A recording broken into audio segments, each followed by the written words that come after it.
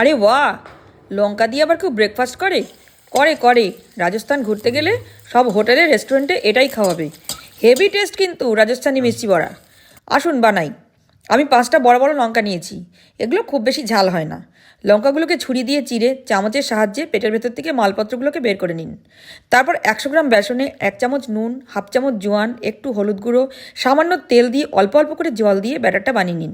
ব্যাটারটা ঠিক এইরকম গাঢ় হবে দেখুন। এবার তাকে সরিয়ে রাখুন আধ ঘন্টার মতন।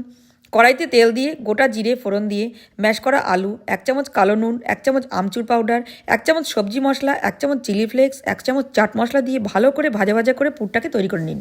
হয়ে গেলে একটু ধনেপাতা দিয়ে মেখে নিন। এবার একটু করে পুর নিয়ে লঙ্কার পেটের ভেতর ভরে দিন, আমি যেভাবে দেখাচ্ছি।